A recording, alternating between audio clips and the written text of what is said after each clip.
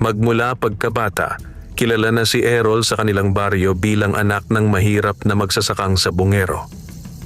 Namana niya sa ama ang hilig sa manok panabong, pero hindi niya minana ang kahit anong ari-arian. Nang pumanaw ang ama niya dahil sa sakit, naiwan sa kanilang mag-ina ang isang maliit na piraso ng lupang inuupahan lamang nila sa may dulo ng baryo.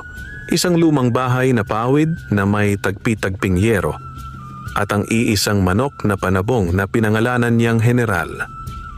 Si General ay hindi ganoon kaganda kung pagbabasehan ang pamantayan ng mga batikang sabongero. Hindi ito masyadong mapula ang palong at may peklat pa sa tuka dahil sa dati nitong laban na muntik na nitong ikamatay. Pero para kay Errol, sapat na ang katapatan ng manok na ito kung paanong laging sumusunod sa kanya tuwing tatawag siya at kung paanong ito'y lumalapit kapag napapansin nitong matamlay ang amo. Tuwing umaga, gigising si Errol nang mas maaga pa sa tilaok ng mga manok sa buong baryo.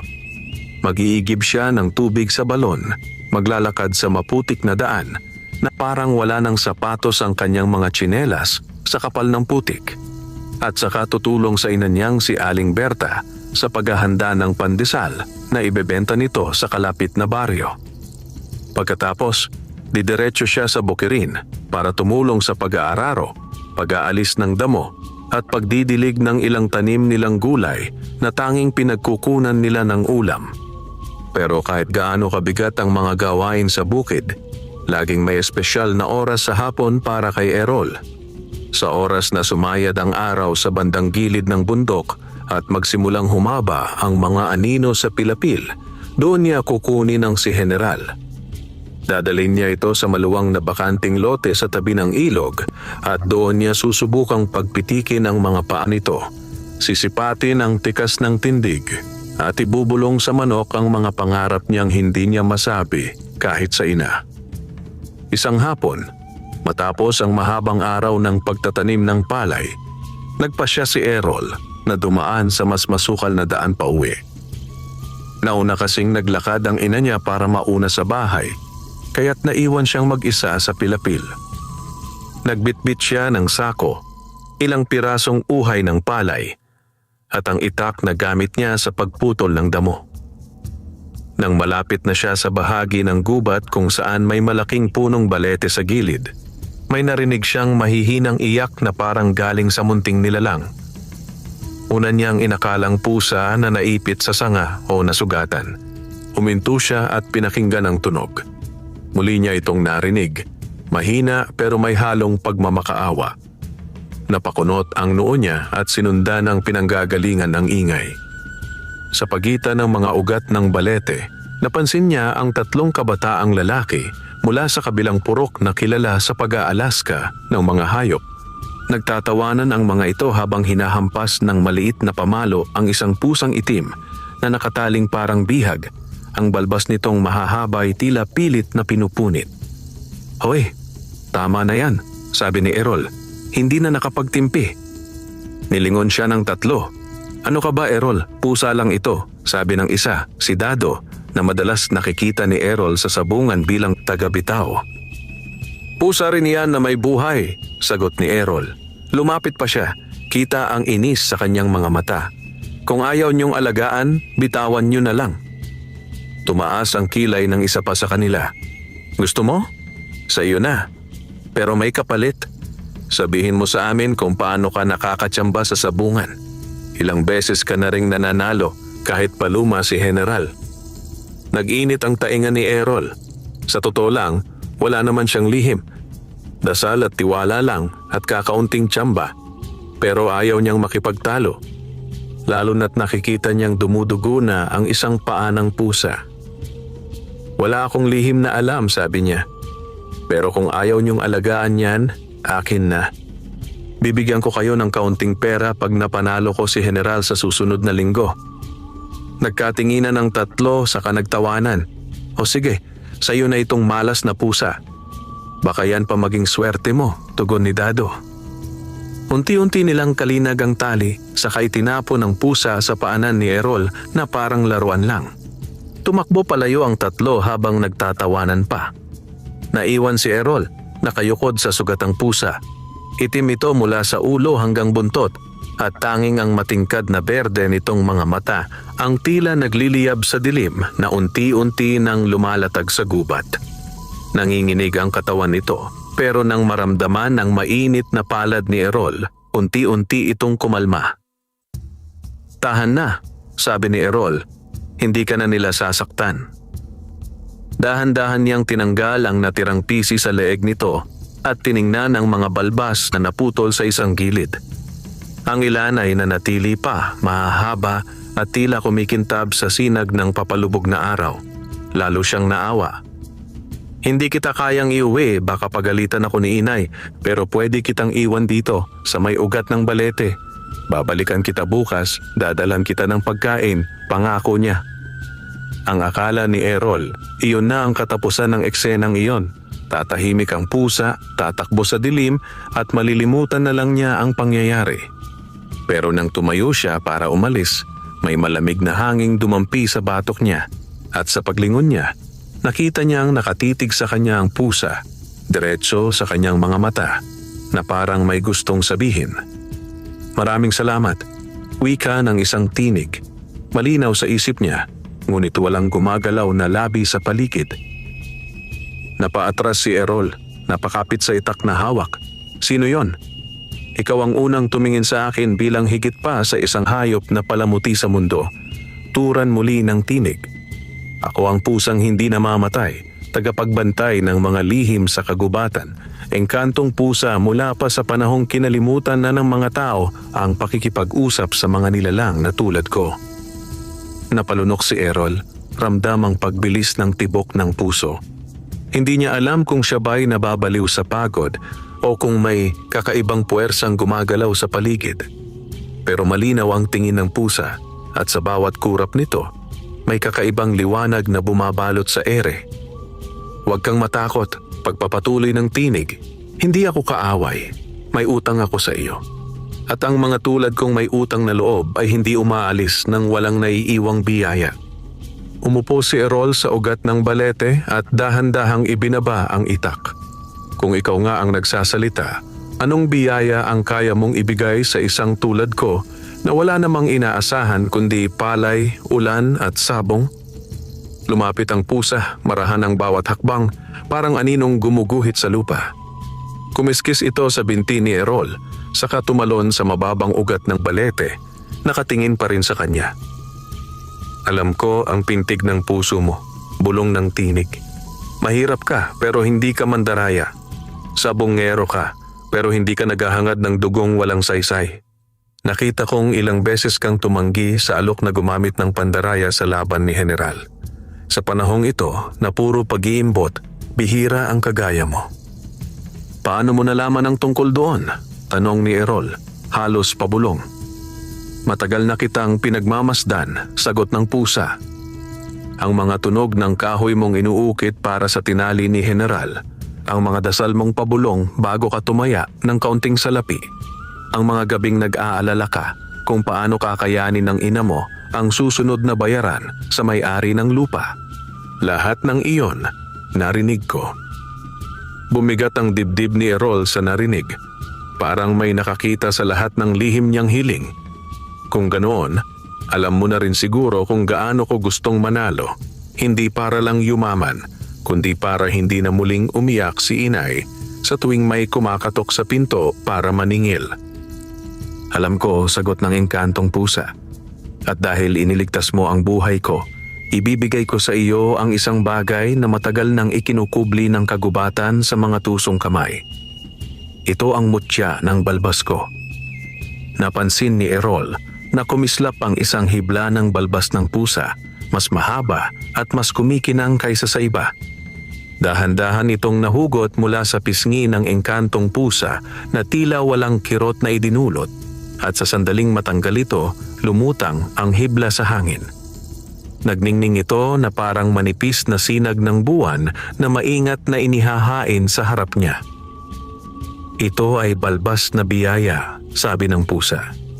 "Kapag isinama mo ito sa iyong laban, kapag dumikit ang hiblang ito sa katawan ni General, madarama niya ang lakas ng kagubatan Ang bilis ng hangin at ang talas ng mga matang hindi natitinag.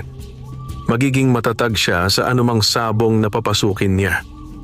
Hindi agad ginalaw ni Errol ang mutya. Paano kung kapalit niya na ikaluluwa ko? Tanong niya sa kanyang isip. Narinig iyon ng pusa. Hindi ako kumukuha ng kaluluwa, tugon nito. Hindi rin ako Diyos na nagtatala ng kasalanan mo sa bawat hininga. Ang tanging hihilingin ko lang ay ito. Huwag mong hayaang lamunin ka ng kasakiman. Kung gagamitin mo ang mutyang ito, unahin mo ang pag-ahon ng sarili mong pamilya at kung kaya, tumulong ka sa iba. Huwag kang tataya gamit ang perang hindi mo kayang mawala, lalo na kung inutang mo lang. At kapag naramdaman mong nagiging mabigat na sa puso mo ang mutya, ibalik mo ito sa akin. Tahimik na nakikinig si Errol, ramdam ang pag-atungal ng mga kuliglig sa paligid at pagaspas ng mga dahon ng balete. Parang sumasabay ang buong kagubatan sa usapang iyon na wala sanang sino mang tao ang makakarinig. Kapag binali mo ang huling bilin ko, dagdag ng engkantong pusa, magbabago ang anyo ng mutya. Hindi na ito magiging biyaya, kundi pabigat na magdadala sa iyo sa pagkatalo. Hindi lamang sa sabungan, kundi sa sariling buhay mo. Umigop ng hangin si Errol, saka tumango. Kung ganoon, gagamitin ko ito ng may pag-iingat para kay inay. Para mabayaran namin ang utang sa lupa, para hindi na kami laging kinakabahan sa tuwing petsa de peligro. Inabot sa kanya ng hangin ang mutya ng balbas. Marahan niya itong hinawakan. Sa kanyang palad, pakiramdam niya ay parang malamig na sinulid na may bahid ng kuryente.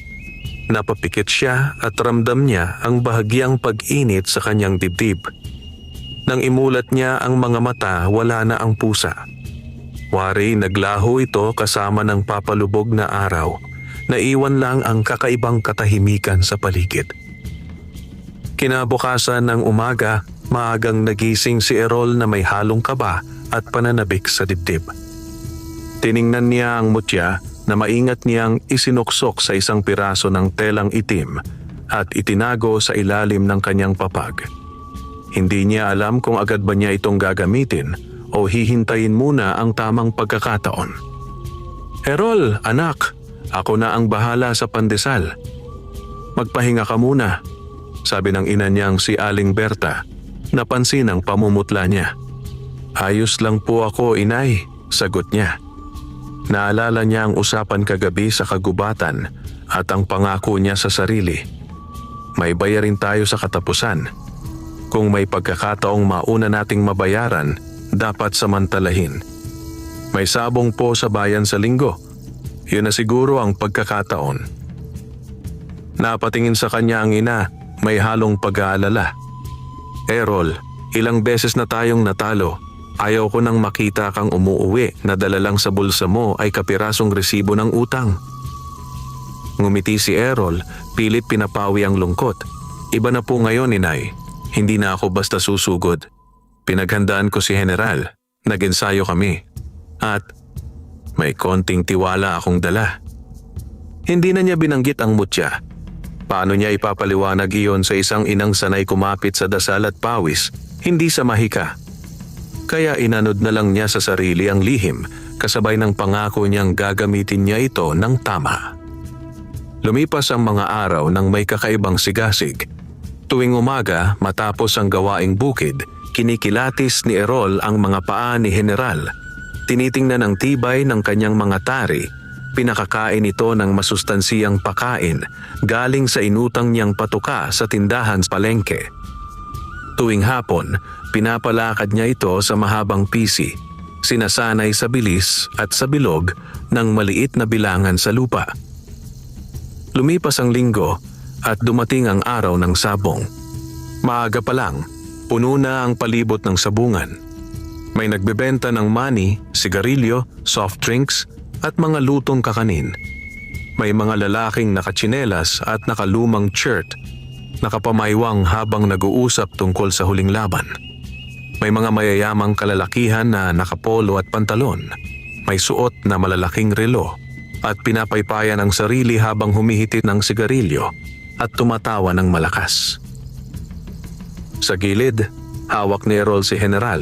Niyakap niya ito na parang kaibigan. Sa bulsa niya, naroon ang mutya ng balbas ng engkantong pusa, nakaipit sa piraso ng tela. Ramdam niya ang lamig nito sa kanyang balat. "Hoy Errol, paanong mananalo ka dyan? Luma na ang manok mo, pang-aasar ni Dado na siyang nagbenta sa kanya ng kalayaan ng pusang engkanto. Kasama ang mga barkada nitong ngayon ay may hawak na batang manok na makintab ang balahibo." Ngumiti lang si Errol. Hindi mahalaga kung ano ang tingin nyo. Ang mahalaga, magaling si General lumaban. Nang tawagin ang unang laban kung saan kasama si General, dahan-dahang nilapitan ni Errol ang manok at lihim na inilapat ang mutya sa tagiliran nito sa ilalim ng mga balahibo. Parang may munting kislap na siya lang ang nakakita at sa isang iglap, naramdaman niyang mas sumigla ang galaw ni General. Rumehistro ang tindig, tumigas ang muscles at tila lumalim ang tingin ng mga mata nito. Humakbang sila papasok sa loob ng bilog. Ang kalaban ay isang manok panabong na pag-aari ng isang kilalang sabungerong si Mang Lito na matagal nang nananalo at tinitingala ng marami. Makintab ang balahibo nito. Kilala ito sa bilis at taglay na tikas. Naroon din sa gilid ang ilang tumitikim ng tingin kay Errol, naghihintay kung paano tataya. Kaya ba ni Errol yan? Bulong ng isang lalaki sa tabi. Baka makatsamba na naman, sagot ng isa. Tumindig si Errol, nagdasal sa isip. Hindi para sa sikreto, kundi para sa tamang kalooban. Lord, kung ito na yung paraan para maiyahon ko si Inay, gabayan niyo po ako. Hindi ko po sasayangin. Nang magsimula ang laban, nagbanggaan ang dalawang manok. Mabilis ang engkwentro, lipad, iwas, tarian. Ngunit napansin ng marami na si General ay tila ibang manok na. Ang lakas ng mga pitik ng pakpak nito, ang liksi ng pag-iwas, parang alam nito ang bawat galaw ng kalaban kahit hindi pa ito kumikilos. Sa unang salpukan, nakapagpatama agad si General ng malinis na tari sa tagiliran ng kalaban. Napahiyaw ang mga tao. Ayun na, panalo na yata. Nagpatuloy ang laban pero ramdam ni Errol na unti-unting nawawala ang kaba niya. Sa halip napalitan ito ng tihim na tiwala. Sa iilang sandali pa, tuluyan nang hindi tumayo ang kalabang manok. Tumigil ang laban. Idineklarang panalo si General. Parang lumuwag ang dibdib ni Errol. Napangiti siya, halos mapaluha. Ang kaunting perang dala niya na panalo niyang higit pa sa inaasahan. Sa unang pagkakataon, umuwi siyang may dalang mas mabigat na pera sa bulsa kesa sa karaniwang barya lang. Kinagabihan, nabayaran niya ang isang malaking bahagi ng utang nila sa may-ari ng lupa at nakabili pa ng bigas na sapat para sa isang linggo. Napansin iyon ni Aling Berta. "Anak, saan mo nakuha ang ganitong kalaking halaga?" Tanong nito habang pinipisil ang mga perang hawak. "Nanalo po sa sabong si General," sagot ni Errol. "Pinaghirapan po naming dalawa." Nag-alala ang ina pero nang makita ang ngiting hindi mayabang kundi may halong pag-asa sa mukha ng anak, unti-unti siyang natahimik. "Basta, anak, huwag kang magpapayabong sa sugal. Tandaan mo, mas mahalaga pa rin ang pagsasaka at paggawa." "Opo, inay," sabi ni Errol. Pero alam niyang may lihim siyang hindi nabanggit. Lumipas ang mga araw at hindi iyon ang huling panalo ni Errol. Sa tuwing may laban, maingat niyang dinidikit ang mutya sa katawan ni General at sa bawat laban parang lalong humuhusay ang manok. Hindi siya laging tumataya ng malaki pero halos palaging panalo ang labas. Nakabayad sila ng karamihan sa kanilang utang. Napagawa nila ang bubong na dati may tagas sa tuwing uulan at nakabili siya ng kaunting bagong gamit para sa bahay. Nakabili pa siya ng 2 sisiw na balak niyang sanayin para maging susunod na mga panabong. Ngunit kasabay ng pag-angat niya, hindi maiwasang mapansin siya ng mas malalaking sabungero. Sa isang malaking derby sa bayan, napagbalingan siya ng atensyon ni Don Amaro, isang mayamang hasyendero na kilala sa pagiging tuso at malupit sa mga magsasaka. Mayroon itong sariling mga manok na inaalagaan ng mga caretaker na bayad at madalas nitong pinagtatawanan ang mga tulad ni Errol na pumapasok sa sabungan na halos buong pag-asa na lang ang dala. Napansin ni Don Amaro ang sunod-sunod na panalo ni Errol. "Sino yang batang yan?" tanong nito sa isang katabi. "Si Errol po, Don," sagot ng katabi. "Anak ng magsasakang si Mang Obet na namatay noong nakaraang taon. Mahina lang ang lupa nila pero nitong mga nakaraang buwan, madalas nang nananalo. Parang may agimat ang manok." Tumaas ang kilay ni Don Amaro. Agimat? Paborito niya gawing biro ang mga ganitong usap-usapan. Sa isip niya, kung may agimat man, mas dapat itong napupunta sa mga gaya niyang may pera at impluensya. Hindi niya matanggap na may dukhang tulad ni Errol na unti-unting nagkakaroon ng pangalan sa loob ng sabungan. Kinabukasan, habang nag-aayos si Errol sa maliit nilang bakuran, may dumating na dalawang lalaki. Malalaki ang katawan, nakabarong ang isa, at nakamaong naman ang isa. Kilala sa baryo ang mga mukha nito, mga tauhan ni Don Amaro. "Hinanap ka ni Don," sabi ng isa. "May gusto siyang pag-usapan tungkol sa manok mo." Naramdaman ni Errol ang kilig at kaba. Maaaring ito ang pagkakataong may aho ng pangalan ni General o baka naman ito ay simula ng panibagong panganib. Pero dahil hindi siya sanay tumakas sa anumang hamon, sumama siya. Sa malawak na bahay ni Don Amaro, sa terasa na may mabuhok na mga paso at malalaking upuang kahoy, hinarap siya ng hasyendero. Nakaupo ito sa malaking silya, parang hari sa sarili nitong palasyo, hawak ang isang baso ng mamahaling alak. "Ikaw si Errol," wika ni Don Amaro, hindi na nagtatanong kundi nagsasaad. "Ikaw ang batang sabungerong hindi matalo-talo nitong mga nakaraang derby." "Po," sagot ni Errol, marahang yumuko. "Simple lang naman ang gusto ko," pagpapatuloy ni Don Amaro. "Bilin ko ang manok mo.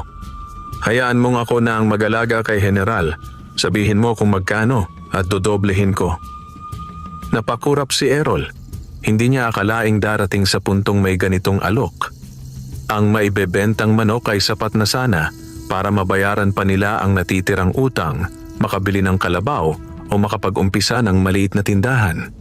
Ngunit sa bawat pagngiti ni General sa kanya, sa bawat gabing iyon ang kailangan niyang kaibigan, parang hindi niya kayang ipagbili ito kahit gaano pa kalaki ang halaga.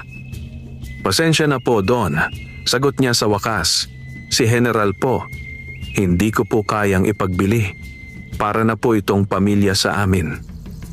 Napangisi si Don Amaro. Halatang hindi sanay binibigyan ng salitang hindi. "Pamilya? Hayop lang yan. Baka nakakalimutan mong malaking tulong na ito para sa inyo ng nanay mo. Isipin mo na lang, hindi mo na kailangang tumuntong pa sa putik ng palayan. Hindi mo na kailangang mag-alaga ng manok. Pera ang kailangan ninyo, hindi sentimentalidad." "Alam po namin ang kailangan namin," sagot ni Errol, nakatingin sa sahig. "Pero hindi ko po kayang ipamigay ang nagligtas sa amin sa gutom. Hindi po lahat ng bagay na bibili." Tumigas ang panga ni Don Amaro. Tahimik itong uminom.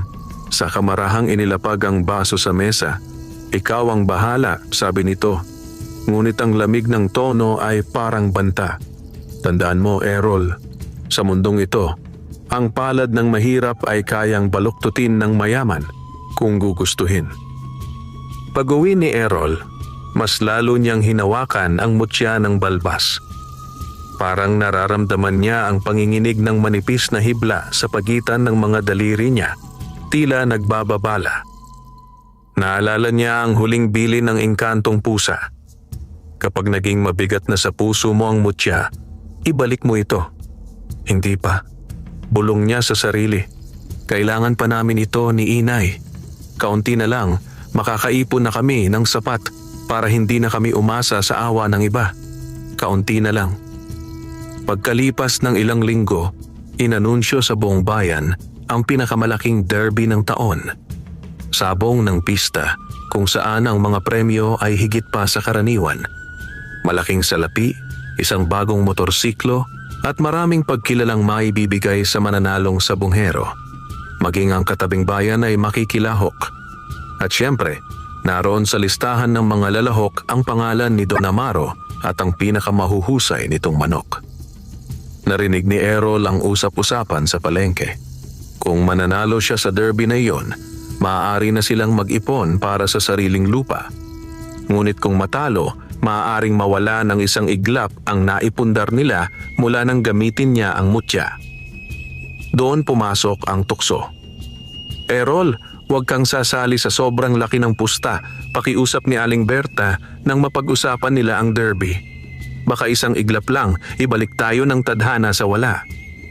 Inay, hindi ako tataya ng hindi pinag-iisipan, pangako ni Errol. Hindi ako uutang. Hindi ako hihiram ng pera. At kung manalo tayo, hindi ko hahayaang lumaki ang ulo ko. Pangarap lang po na sa isang malaking pagkakataon, makatikim naman tayo ng panalo na hindi na natin kailangang itago sa kahon ng sapatos. Ngunit hindi ganoon kadali ang tadhana sa mga taong tulad ni Errol. Kinagabihan bago ang derby, may kumatok sa kanilang bahay. Si Cardo iyon, kababata niyang minsan ay sabay niyang naglalaro sa pilapil, ngunit kalaunay naging suki ng sabungan at ng maliit na inuman sa dulo ng baryo. Pare, sabi ni Cardo, may alok ako sayo. Alam naming sasali ka bukas. May mga taong gustong sumuporta sayo. Handang magpahiram ng pusta, malaki. Kapag nanalo ka, hati kayo. Kapag natalo, problema na nila yon. Hindi mo kailangang maglabas ng malaking pera, pero malaki ang balik kapag pinalad ka. Naalala ni Errol ang bilin ng engkantong pusa. Huwag kang tataya gamit ang perang hindi mo kayang mawala, lalo na kung inutang mo lang. Tumingin siya sa madilim na bintana kung saan kita ang munting silweta ng gubat sa malayo. Para bang naroroon sa dilim ang dalawang matang nagmamasid, naghihintay kung anong pipiliin niya. Naisip niya ang ina, ang lumang bubong, ang mga utang na halos nabayaran na, at ang pangarap na magkaroon ng sariling lupang hindi kailanman kakaltasan ng may-ari. Pasensya na, Cardo. Mahina niyang sagot. Hindi ko kayang tumaya sa perang hindi ko pera. Kung matalo, kahit pa hindi ko obligasyon, siguradong hindi ako mapapalagay. Napakamot sa ulo si Cardo. Ikaw ang bahala, pare. Sayang lang, malaking tsansa mo sana. Bakit parang pinapahirapan mo ang sarili mo? Hindi sumagot si Errol. Alam niyang hindi maiintindihan ng kaibigan ang bigat ng bilin ng engkantong pusa. Pagkaalis ni Cardo, dahan-dahan niyang kinuha ang mutya sa taguan at marahang ipinatong iyon sa palad. Kung bukas, panalo kami ni General, nang hindi ko nilalabag ang mga bilin mo, pangako ko sa sarili ko, ibabalik ko sa iyo ang mutya. Hindi ko nahahayaang umabot sa puntong lamunin ako ng kasakiman. Dumating ang araw ng derby. Mas maingay ang sabungan kaysa dati. May mga karatulang nakasabit, mga banderitas na lumilipad sa hangin, mga tawang may halong yabang at pangarap. Sa loob, parang umiikot ang mundo sa bawat sigaw ng mga taga-anunsyo ng laban. Sa gilid ng sabungan, nakita ni Errol si Don Amaro. Nakaupo sa pinakamagandang pwesto, kasama ang mga tauhan nito. May hawak itong listahan ng mga laban at paminsan-minsan ay tumatanglaw ang mata nito kay Errol na parang nagsasabing, hindi ka tatagal sa mundong ito nang walang basbas ko. Sa unang dalawang laban ng araw, hindi pa kasali si Errol. Pinanood niya ang mga laban, ang mga sigawan, ang pagtaas-baba ng kamay ng mga tumataya. Sa bawat sapak ng pakpak, sa bawat tusok ng tari, naaalala niya ang panahong wala pa siyang mutya, ang mga gabing umuuwi siyang luhaan dahil natalo, ngunit hawak pa rin ang pag-asang babawi balang araw. Sa wakas, tinawag na ang laban nila ni Don Amaro. Si General laban sa pinakamabilis at pinakamapangil na manok ng hasyendero, manok na kilala sa palayaw na Diablo. Kumislot ang sikmura ni Errol sa narinig. Parang malabo ang hangin, parang lumiliit ang bilog sa gitna ng sabungan. Inilapit niya si General sa kanyang dibdib. Dahan-dahang idinikit muli ang mutya sa ilalim ng mga balahibo nito. Sa sandaling iyon, naramdaman niyang tila may humawak sa kanyang balikat mula sa likuran.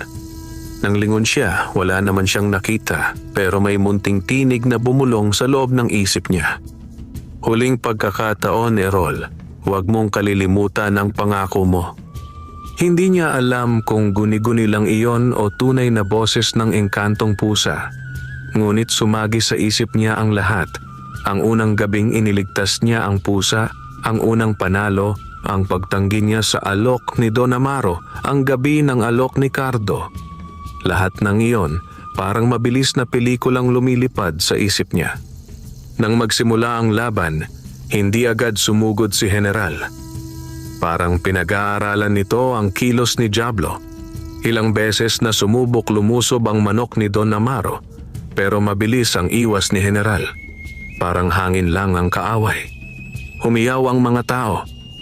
May sumigaw ng pangalan ni Errol. May nagbitiw ng kantiyaw kay Don Amaro. Ngunit hindi laging ganun ang laban. Sa isang mabilis na iglap, si Diablo naman ang nakahanap ng butas. Nakalusot ang tari nito sa balahibo ni General. Napasinghap ang mga tao.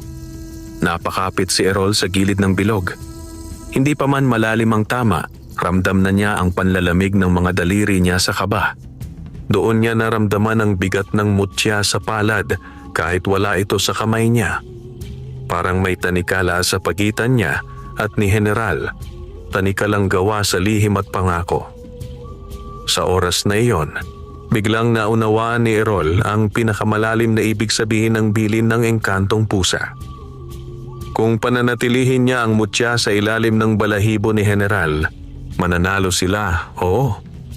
Ngunit habang buhay siyang magdadalawang isip kung panalo nga ba iyon dahil sa tapang ng manok o dahil sa salamangka. At habang buhay siyang sasayaw sa gilid ng kasakiman, hindi tuluyang makakawala. Sa gitna ng ingay ng sabungan, sa gitna ng sigawan ng mga tao, marahan, halos di mahalatang inilapit ni Errol ang kamay sa katawan ni General at sa isang mabilis na galaw, hinugot niya ang mutya mula sa balahibo nito. Hindi iyon napansin ng karamihan, ngunit ramdam niyang may biglang gaan sa hangin.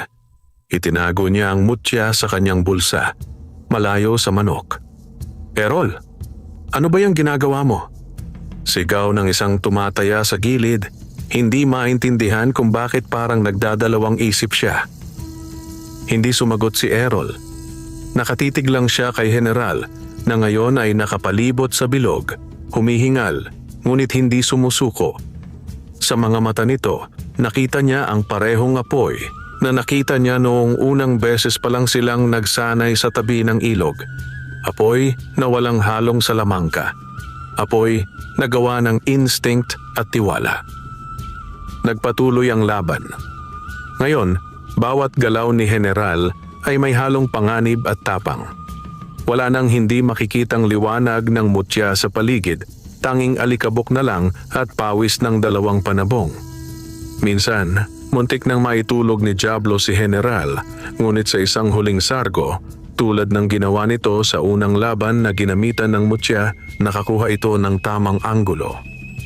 Tumama ang tari ni General sa leeg ni Diablo at sa isang iglap bumagsak ang kalaban. Nagiyakan ang mga tumaya, nagpalakpakan ng iba. Maging si Don Amaro na pamura ng mahina, hindi makapaniwala sa nakita. Idineklarang panalo si General at ang pangalan ni Errol ay umalingaw-ngaw sa loob ng sabungan, hindi bilang dukhang bata lamang, kundi bilang sabungerong may sariling pangalan at sariling dangal. Nang tanggapin niya ang premyo, ramdam niyang mabigat pa rin iyon sa kanyang mga palad, pero hindi na katulad ng bigat ng mutya. Ito ay bigat ng pinagsamang pagkapanalo at pagsugal sa tamang prinsipyo.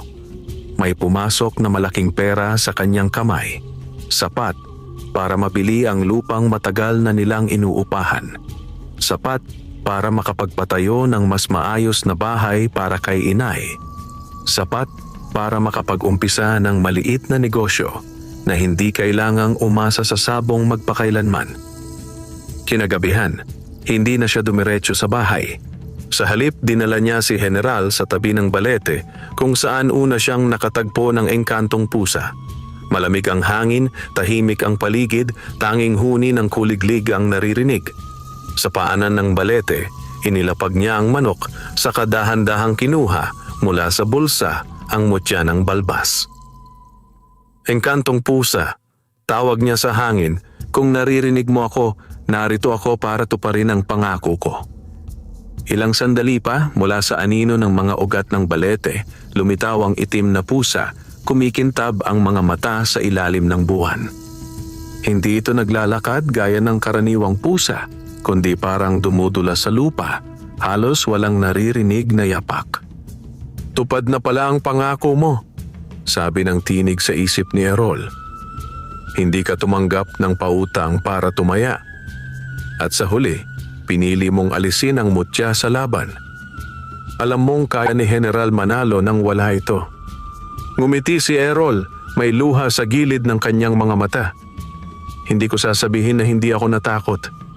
Nang hinugot ko ang mutya, parang hinugot ko rin ang tanging kasiguruhan ko. Pero naisip ko, anong silbi ng panalong hindi ko kayang ipagmalaki sa sarili ko? Anong silbi ng kayamanang nakasalalay sa lihim na hindi ko kayang harapin ng buong tapang? Lumapit ang pusa, tumalon sa isang ugat at tumitig sa mutya. Iabot mo, wika nito. Inunat ni Errol ang palad at maingat na inabot ang manipis na hibla. Sa sandaling makuha yon ng pusa, tila may liwanag na sumingaw mula sa balbas na parang usok na ginintuang sumabay sa hangin. Unti-unti itong nagbagong anyo, naging tila pinungpulbos, saka nalaglag sa lupa sa paligid ng balete. Sa bawat butil na tumatama sa lupa, tila may tumutubong munting liwanag na animoy buto ng halaman. Ano yon? Tanong ni Errol. Nagtataka. Ito ang gantimpala ng kagubatan sa taong marunong tumupad sa pangako, paliwanag ng engkantong pusa. Hindi na ito mutya ng balbas. Ito na ngayon ay binhing biyaya.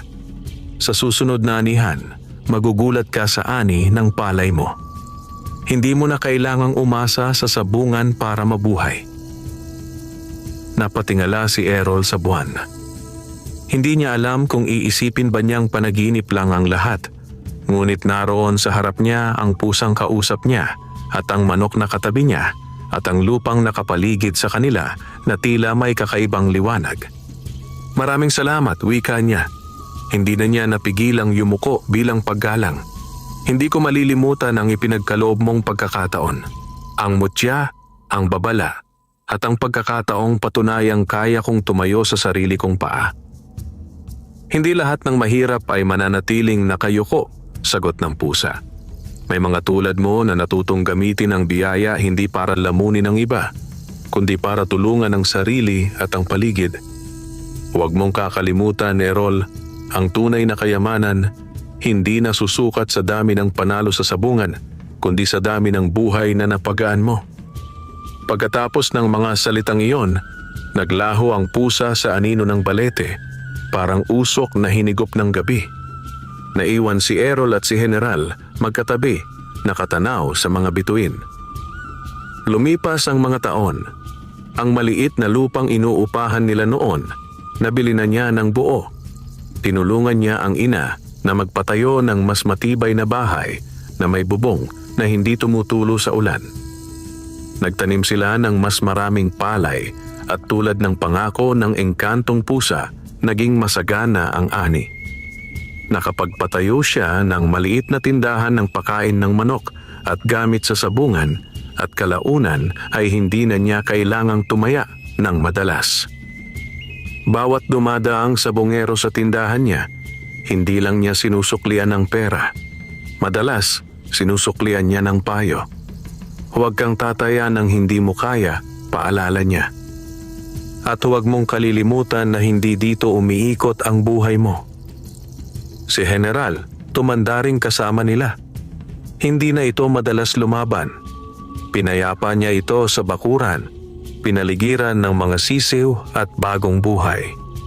Sa tuwing may batang magtatanong kung bakit ganoon kahalaga ang isang matandang manok, nakangiti niyang ikinukwento ang mga panahong dinala siya nito sa sabungan at kung paano niya natutunang may mga panalong hindi kailangan ng mutya kundi puso lang at paninindigan.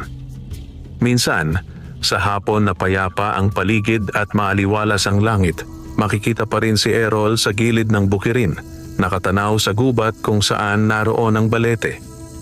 May mga pagkakataong parang may dalawang matang berde siyang nakikitang kumikislap sa dilim, saglit lang, saka nawawala. Sa tuwing makikita niya iyon, napapangiti siya. Alam niyang hindi siya nag-iisa. Alam niyang hindi kailanman nalilimutan ng kagubatan ang mga taong marunong tumupad sa pangako. At sa bawat aning masagana, sa bawat gabing hindi na niya kailangang mag-alala kung saan kukuha ng pambili ng bigas sa kinabukasan, tahimik niyang inuusal ang pangalan ng pusang engkantong minsang nagkaloob sa kanya ng mutya ng balbas. Isang mutyang panandalian niyang inangkin, ngunit sa huli, maluwag sa pusong ibinalik, kapalit ng isang kayamanang hindi kailanman kayang tapatan ng kahit anong pusta. Ang karapatang mamuhay ng taas noo, walang tinatagong lihim at may kwentong may pagmamalaki sa mga susunod pang henerasyon. Wakas.